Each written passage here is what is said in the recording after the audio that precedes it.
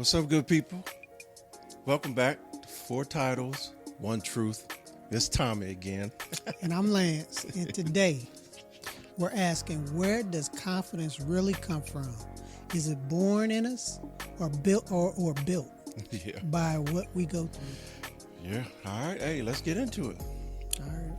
So when do you think when you think or when you think back, when was the where do you think was the first time that you were truly confident? So what incident, what moment? So here's the thing, right? My confidence has always been based on my size. Mm-hmm. And now a lot of people are like, what? And then a lot of people are like, duh. And here's why I say that. It's because my dad's side of the family are huge, Mm-hmm. right? Like I said, my dad is the second shortest, and he was 6'2". My tallest uncle was 6'9". My tallest cousin 6'11" and 3/4. He always wants you to remember that. But I was a late bloomer. You know what I'm saying? So all the way up until like 6th grade, everybody was taller than me. Mm-hmm. And it was frustrating. Like I couldn't even, my mom's 5'5". I couldn't even get past my mom, for the longest. And which was a good thing because it made me try harder and things when it came to sports and all that stuff. But the reason I say my confidence wasn't there is because I was like, my dad's huge, I'm a little dude, and I always wanted to be as big like my dad. And so 7th and 8th grade, I was still flirting between the 5, 6, 7, 8 range. And then I get to my 9th grade year over the summer, I'm 5'10" and a half. I'm starting to look over people, you know what I'm saying? And then from there till my first year in the Army, I went from 5'10" and a half, and I finished at 6'4". Wow. Yeah. So in the beginning, and I'm talking about my confidence was shaking when I was a little kid because, like I said, my sister was bigger than me. All my friends, my friend named Larry, he was like, he was always taller than me. And I felt like, man, I could beat him up, because I love to wrestle and all that stuff. But I just could never grow. And then when I started to grow, the person who I really was started to come out. Yeah. So the taller I got, the better I got at basketball, the better I got at voicing my opinion, the better I got at not having to hype myself up to do stuff. And so I would say the moment was when I went to my freshman year in high school, and I grew over the summer, and everybody was like, "Oh, dang, you taught you," and I'm like, finally, because Start getting picked first for the teams. Well, I got picked first. Now hold on. Now I wasn't a scrub. I was just, my confidence was linked to my size, and my size, me growing late, affected that. So that's what I'd say. All right. Since I never was worried about being 6'5", 6'4". I mean, and it a lot of stuff depends on. I think I had more confidence in certain things and certain sports and things that were growing up in school. I mean, I wasn't super confident in school till probably the 4th, 5th, 6th grade, 5th, 6th grade, probably, where it was like, oh, this is, I can do this stuff. This is fine. But like sports and stuff like that, I mean, I was always not the biggest. Right. So I was always working harder and feeling like I had to prove myself. So I would get picked on the teams. I didn't want to get picked last, So wanted to always be an asset. So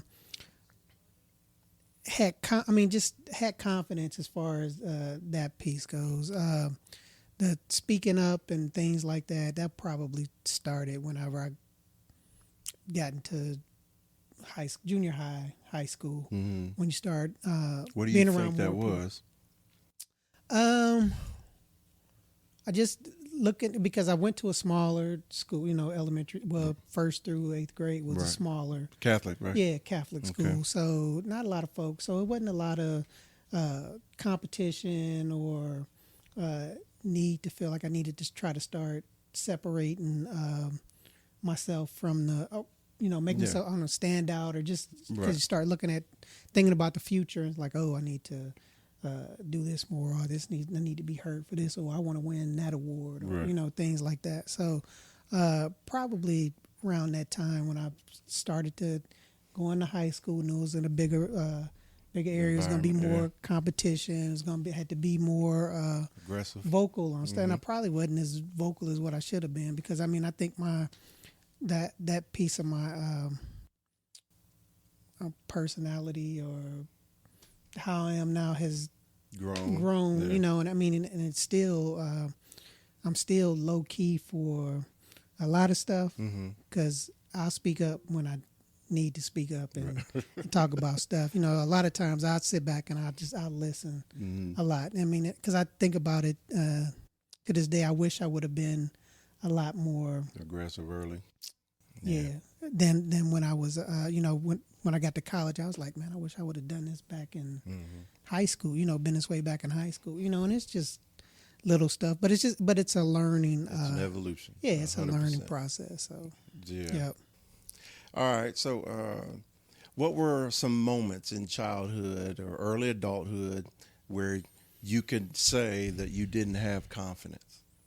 Oh, whenever I was first started in my nursing stuff, because I'd had no idea. I had an idea, but I didn't have an idea Right. to the extent. And then when you put on that layer of this a real person, this somebody's life, then it was like, oh my God, I gotta really Lock try to be in. on top of my, Right. try to be on top of my stuff. So Yeah.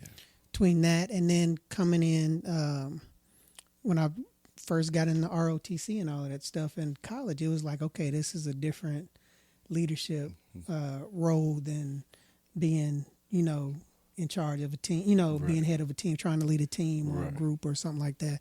Similar but different, Right. but different. So just learning those things. And then when I had to go to camp, and you're in charge of folks that are not your friends, That you're not, familiar with. Yeah. So it's that piece, and seeing if you get the same, if are they gonna listen to me? Are they gonna do what I said? Does it make sense? Are they gonna, speak? Are they gonna try to challenge me? So that, I guess those, that was probably the first time where I was just like, okay, am I gonna do this stuff right? How I'm gonna do this? As far as when you start looking at professionally, and being, a young adult, which that's to be expected as a young adult, because you're not an expert in anything, starting off, except for probably running your mouth or thinking that about something. Yeah.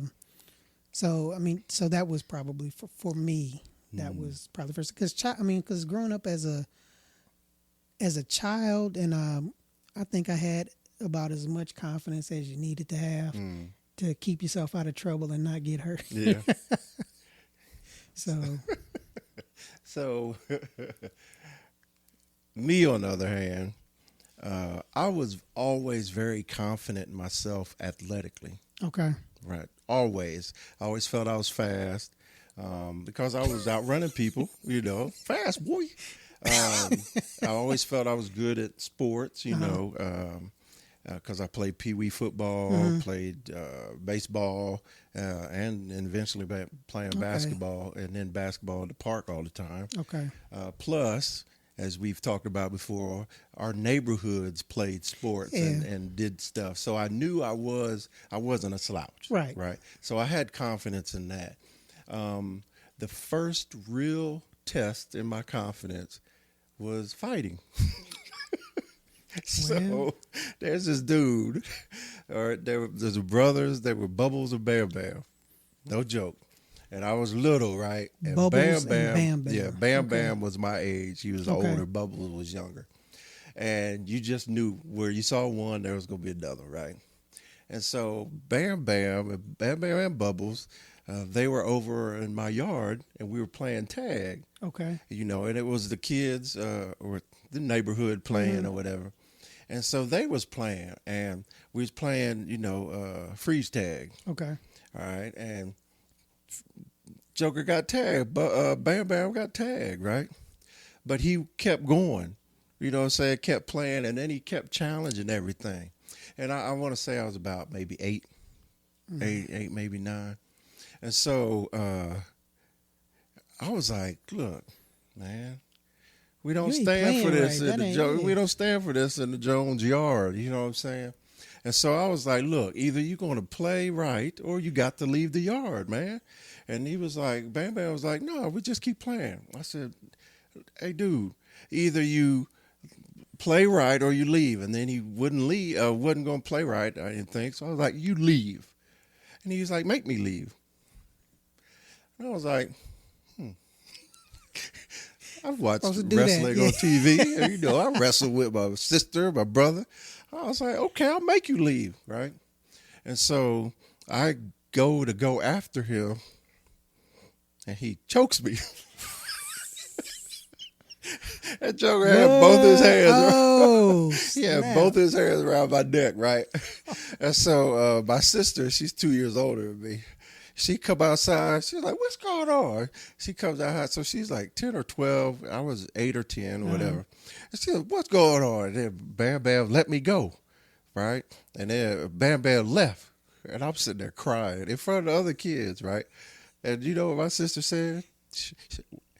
She didn't say, you okay? You all right? Stop crying. Yeah. No, she said, ain't you the one that's always going around the neighborhood telling the other kids to be a man? So, Beth. So, from that point forward, Shoot.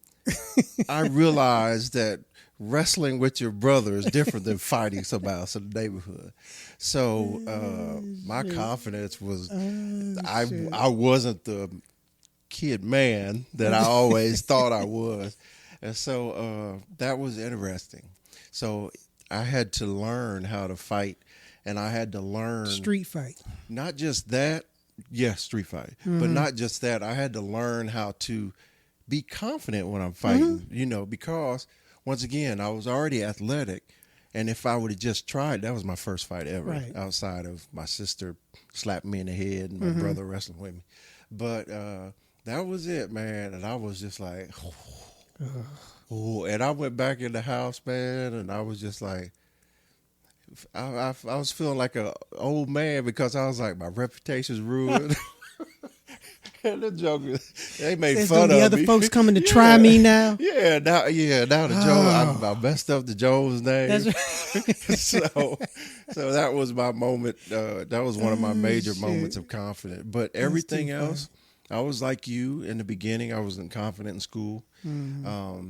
But when my mom always forced me to read.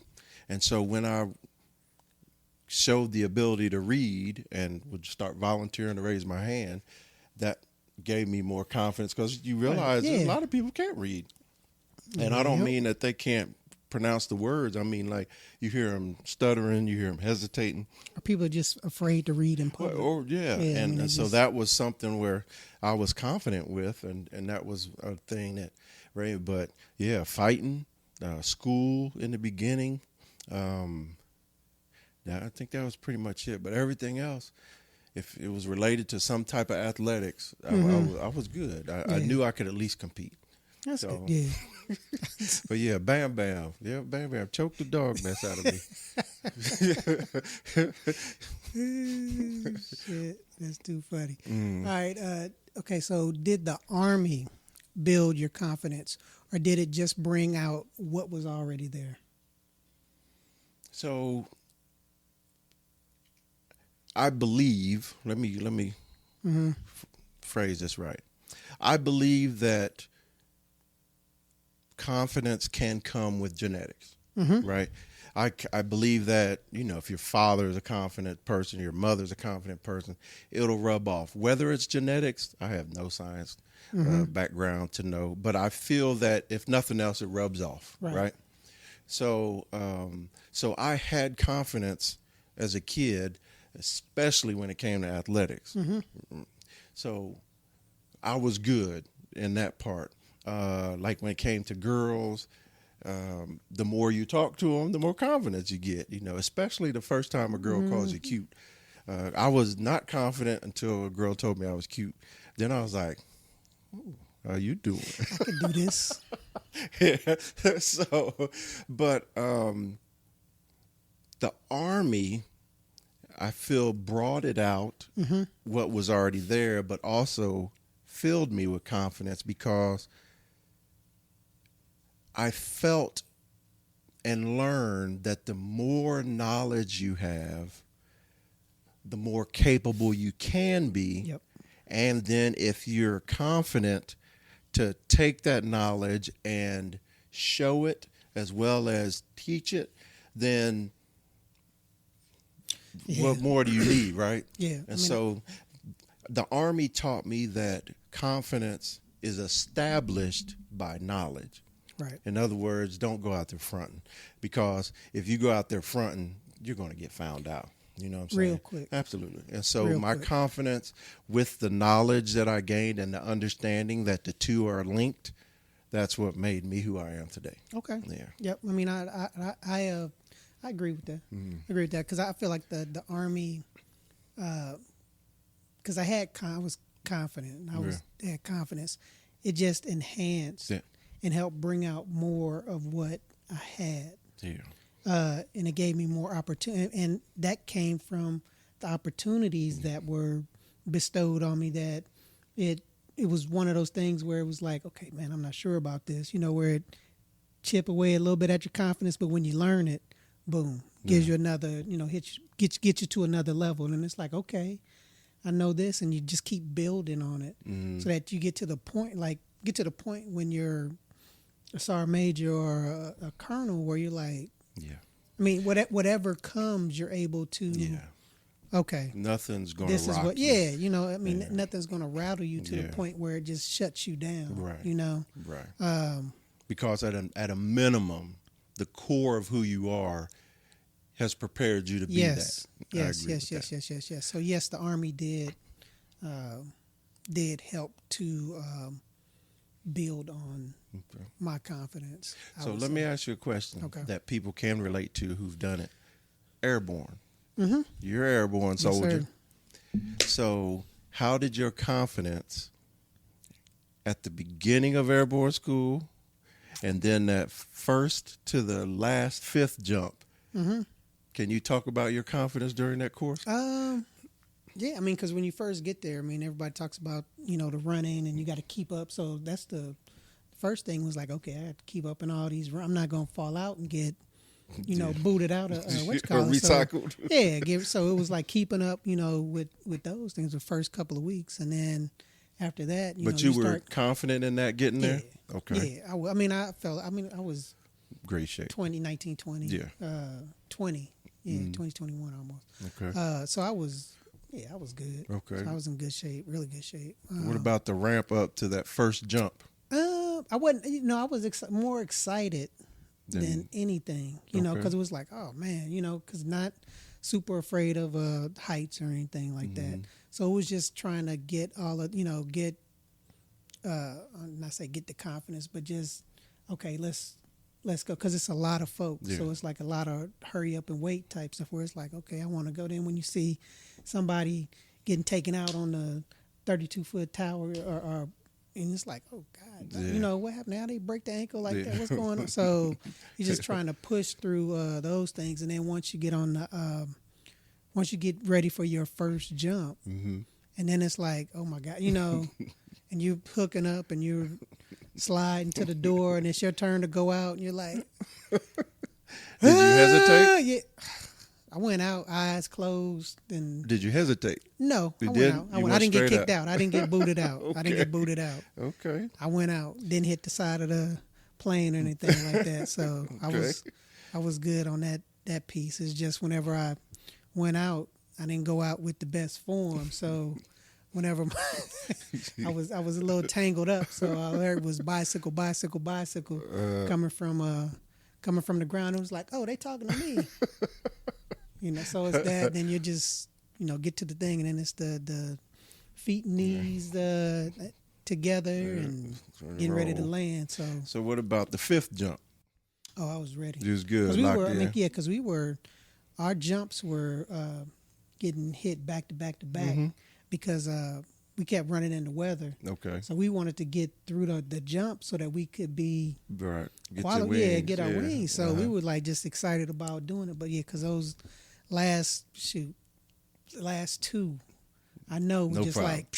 like I was ready. I was ready. I was ready. So I hear you. Okay.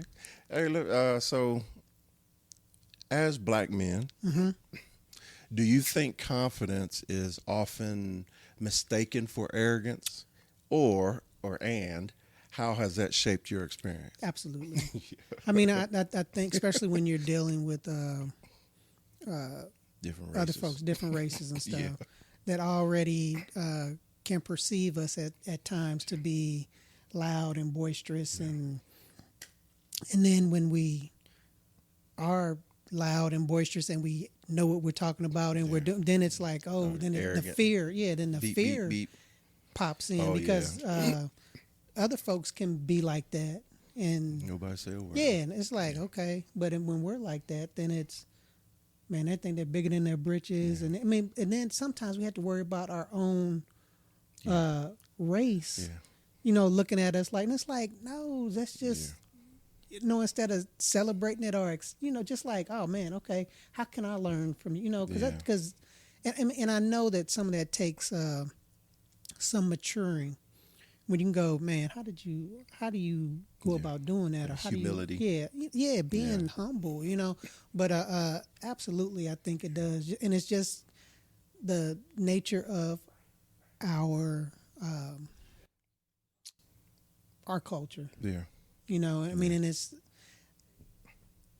just how it is, we how it are. has been, Yeah, and I who we think are. it has hurt some how our folks had to come up through slavery and things like that. I think it has hurt the the black folks, black men being are accepted, are trying to Feel seek it, out or that way be to be confident. accepted, When it like should be one of those things where it's like that's not a bad thing to be confident about stuff. It is.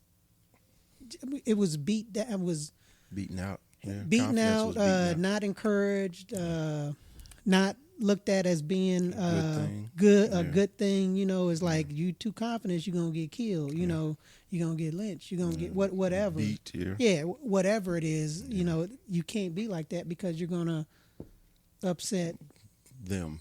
the It other was folks. always them, Yeah. the other races. Yeah, the other folks. So yes, I think, absolutely. I think it's mistaken as arrogance, and it's just, and a lot of times, and they link it to sports, football play, because it's like that's who you hear the most, or in sports when they say, oh, he's so arrogant, I can't believe it, or entertainment or something, and it's like, if they at the top of the game and they talking to you and all of the things, then they are.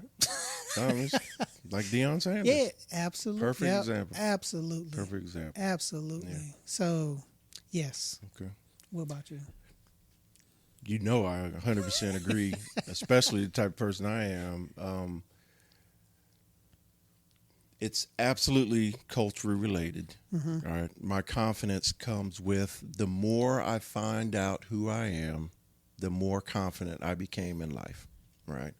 And then when the Army attached onto that, the more knowledge I have inside of me. Leaving to go to the Army, I was proud of my name, I was proud of my family, and I was proud of being black. Yep. Right.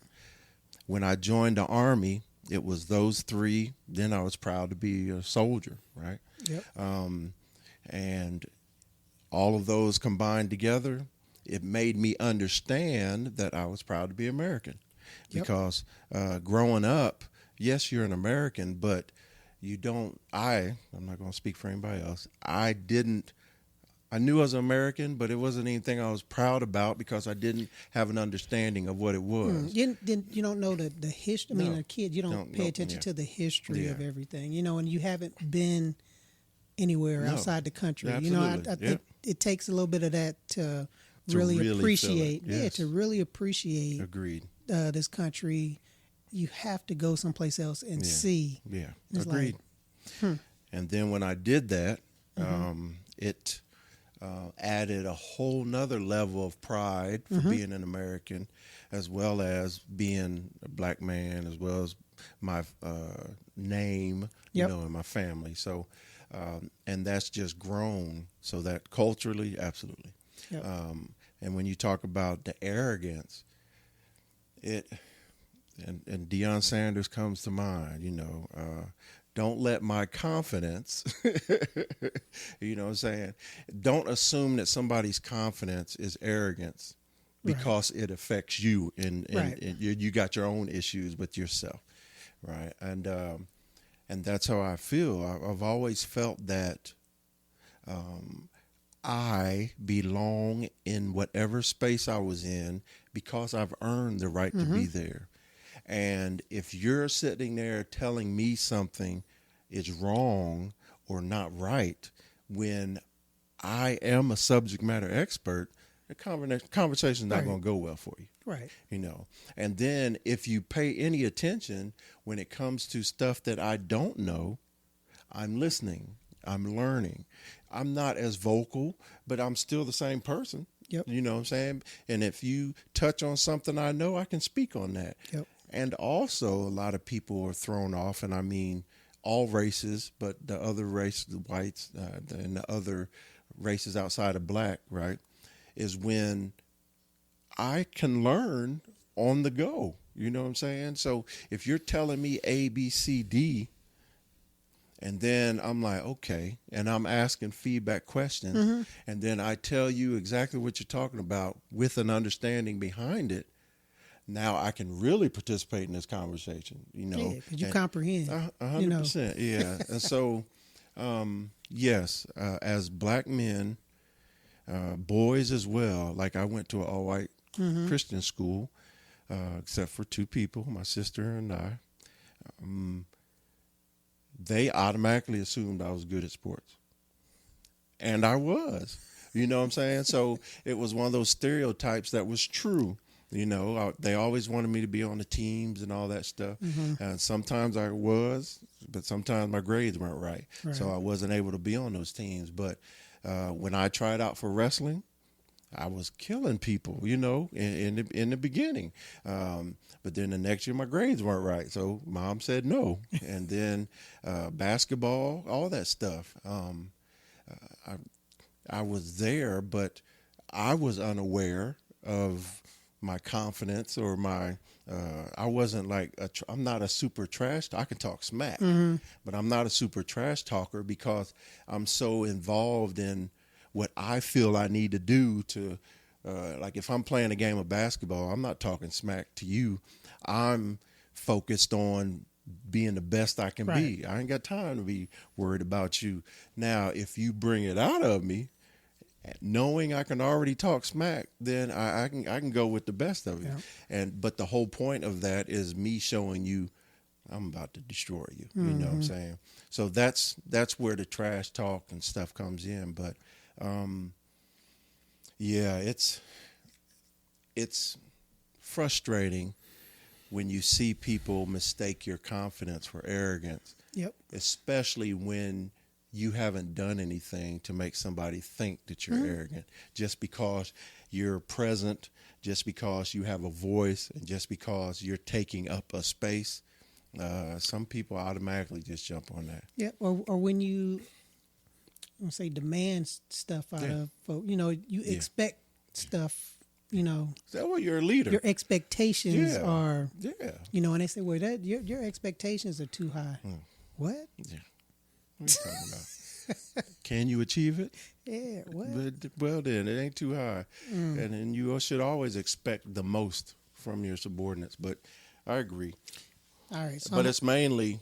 I will also say this: the people who consider you arrogant are usually the ones that are impressed by your knowledge and your Right. and your presence. yeah. Oh, well, it's Whether like, how they're did you know peers, that? subordinates, or Yeah. seniors, yeah. I hear you. And that's their out, is to blame you for being arrogant. So I'm gonna ask you this question because I'll be surprised if you can, if you have a moment like this, because it had been a while back. So was there a time when you completely lost your confidence, and if so, how did you build it back up? So if you refer back to me getting choked, At eight or 10. 8 or 10, that's one of those moments where I lost all my confidence. I'm not, we used to say Billy Badass. I'm not that. So I had to learn how to fight, first off. Okay. But if you want something more recent, something where I lost my confidence. That's hard because I mean I'm trying to think. I can't think of a time where I was completely Yeah, I don't. not. Like- I mean, I've always gone into things like Yeah. I'm not completely sure about that, but Well, I'm gonna learn. I mean, you and I know think what? that's just something that Yeah, and I'll okay, peeling back a layer, right? Every new job where you go to, there is. I'm not going to say that I lack the confidence because I knew my base of knowledge and experience were enough, but every new job, before you get in that job, well, let me speak for me again. Every new job I got, especially as a leader and a senior leader, before I walked or got into that position, I'm talking while I'm first received my orders, on leave before I get there, and then on my way there. Before that, I'm always sitting there like, wow, it's gonna be a lot, and you sit there and you take it in, and you're I won't say you lost my confidence, but I'm a little nervous. Like you said, the nerves affect you.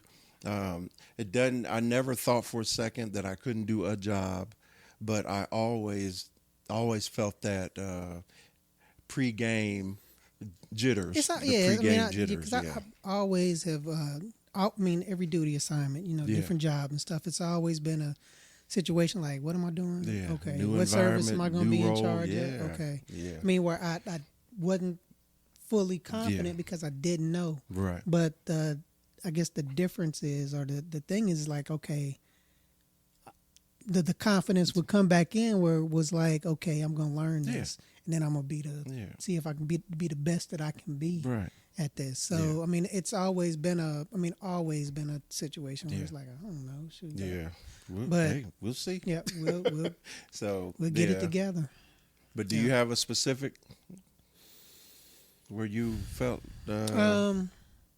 Probably the most recent was probably when I went to my second to last duty assignment. I went to medical command. I had never been on staff before or anything, so it was just trying to revert back to that situation where it's like I'm 06 with like you're taken out 4 of your years element. in already, so I'm like, and somebody's sending me stuff like I'm a lieutenant or I'm like, I'm not jumping over this, so it's just adjusting to the position. the position and job, just learning some of the lingo, because it's like a lot more acronyms and things. I was like, what in the hell is that? It's like we need a book for that. When you come in to know what the hell you're talking about. But just that was probably a time where it's like, okay, we'll see how this goes. So, but I had to learn it, and I knew that it was something that I wanted to do a good job at because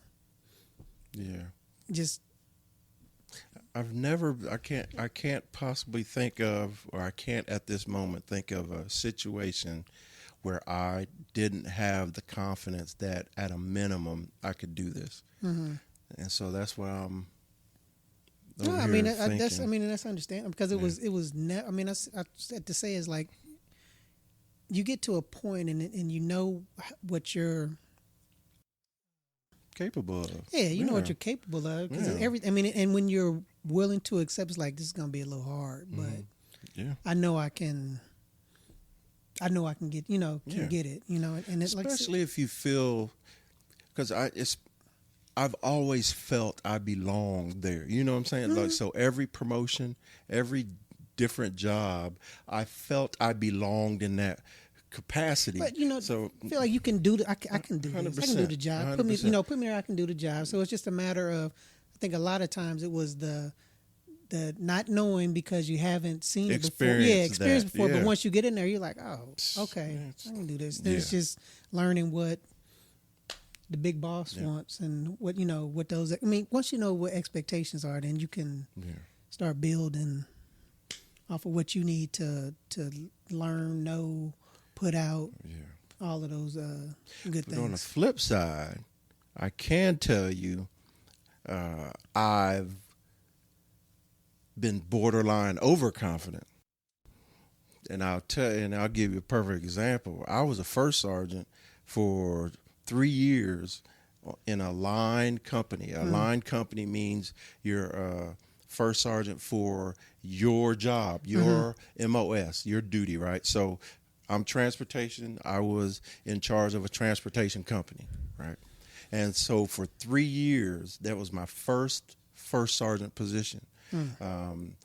It was about 8 months after I pinned on E8, right?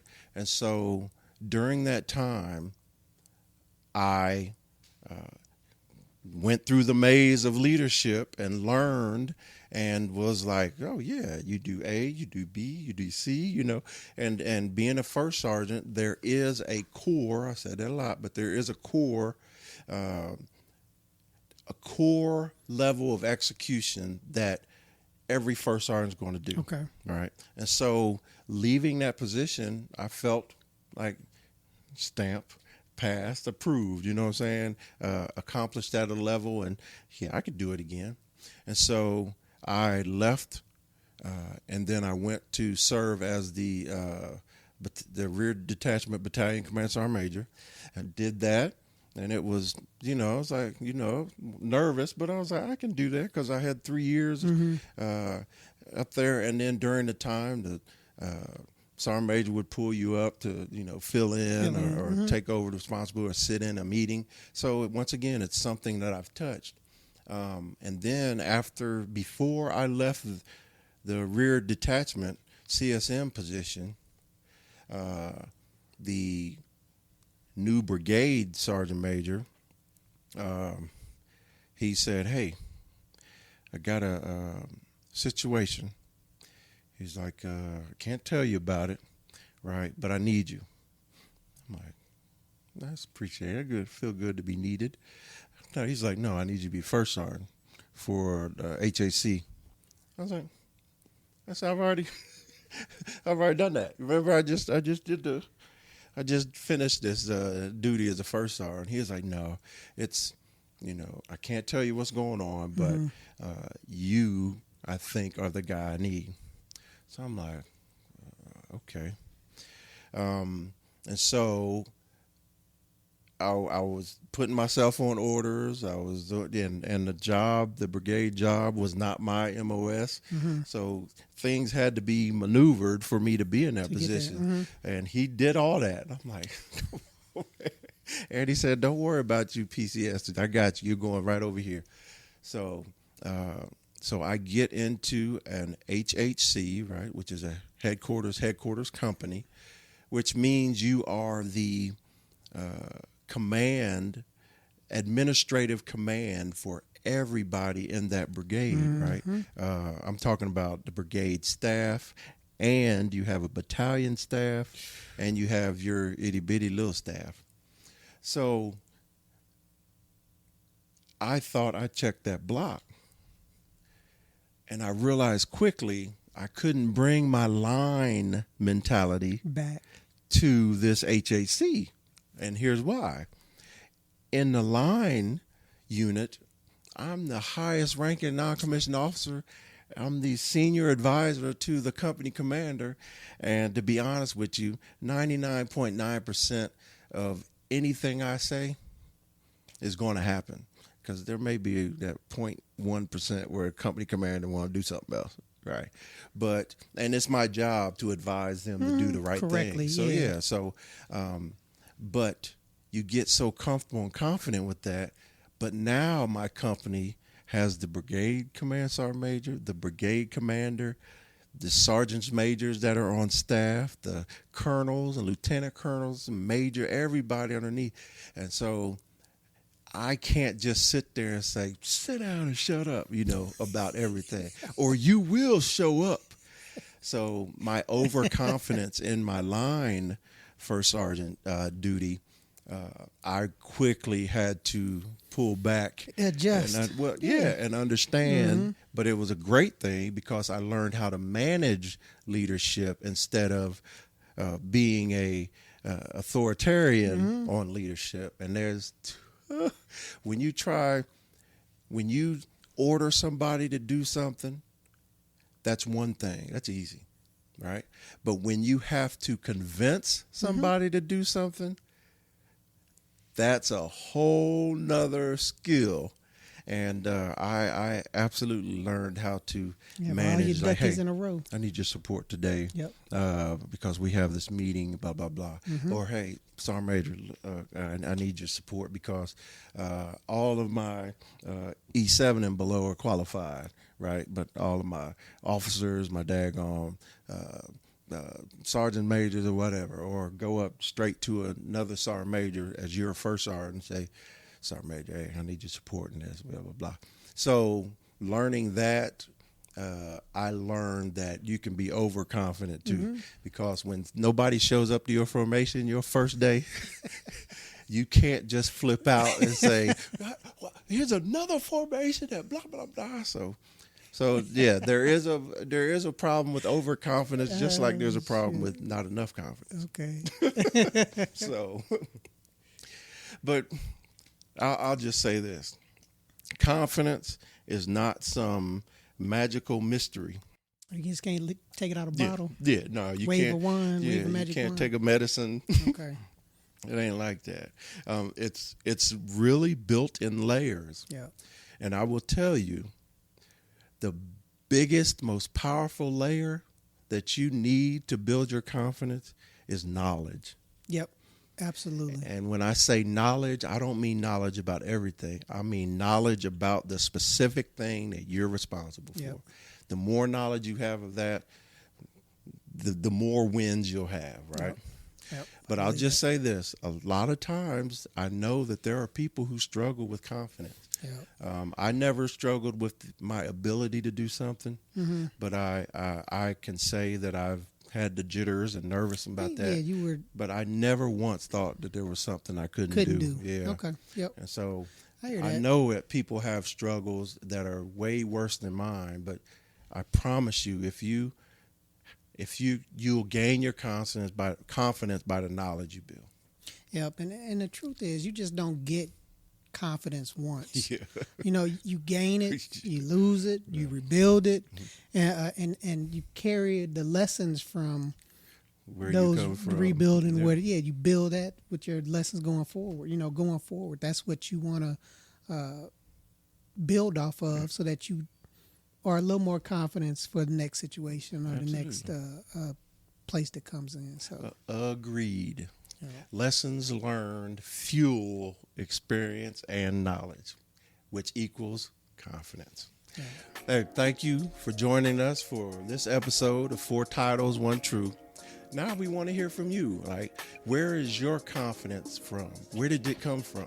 Was it something you feel you were born with, or do you understand that it was something you had to build? Yeah, and check in with us on all social media platforms at 4 Titles, 1 Truth, or watch us on YouTube and at 4 Titles, 1 Truth. And join us next time so we can keep the conversation going, y'all. Absolutely. All right. Holla at you. All right. Peace.